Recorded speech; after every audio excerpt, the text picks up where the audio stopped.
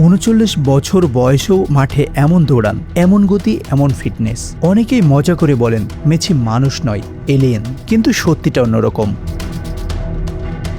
এই ফিটনেসের পিছনে শুধু প্রতিভা নয়, আছে বছরের পর বছর ধরে কঠোর খাদ্যাভ্যাস আর শৃঙ্খলা। তবে সবসময় মেসি এমন ছিলেন না। কেরিয়ারের শুরুর দিকে চকোলেট, সফট ড্রিঙ্কস আর পিৎজা ছিল তার খুবই প্রিয় খাবার। অতিরিক্ত জাঙ্ক ফুডের কারণে মাঠে ক্লান্তি, বমিভাব, এমনকি শারীরিক অস্বস্তিতেও ভুগেছেন তিনি। এরপর 2014 সালে ইটালীয় পুষ্টিবিদ জুলিয়ানো পোজের পরামর্শে বদলে যায় সবকিছু। প্রথম নির্দেশনায় ছিল চিনি যত কম তত ভালো। এখন দিনের শুরুতেই মেসির হাতে দেখা যায় একটি বিশেষ পানীয়, ইয়েরবা মাতে। দক্ষিণ আমেরিকার জনপ্রিয় এই পানীয়টি কফির বিকল্প হিসেবে পরিচিত। এতে রয়েছে অ্যান্টিঅক্সিডেন্ট এবং দীর্ঘ সময় ধরে শক্তি ধরে রাখার উপাদান। আর মজার বিষয় হলো মেসি এটি পান করেন চিনি ছাড়াই।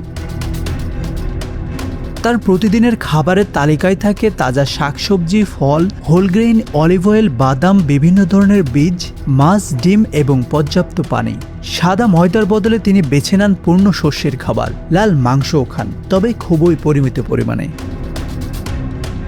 তবে মেসিও অন্য 8-10টা মানুষের মতোই। সুযোগ পেলে আজও তিনি পিৎজা খেতে ভালোবাসেন, রোস্টেড চিকেন, আর্জেন্টিনার জনপ্রিয় খাবার মেলানেসা, এমনকি চকোলেট বা আইসক্রিমও খান। তবে পার্থক্য একটাই, পরিমাণে খুবই সীমিত।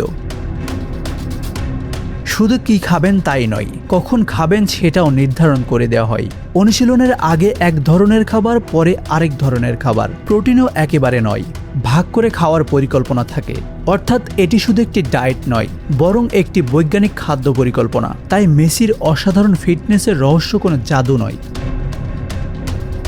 এটি প্রতিভা, নিয়মিত অনুশীলন আর বছরের পর বছর ধরে নিজের জিভকে নিয়ন্ত্রণ করে রাখার ফল। হয়তো এ কারণেই 39 বছর বয়সেও লিওনেল মেসি এখনও বিশ্বের অন্যতম সেরা ফুটবলার। আশানুর রহমান মিঠু, বাংলা অ্যাফেয়ার্স।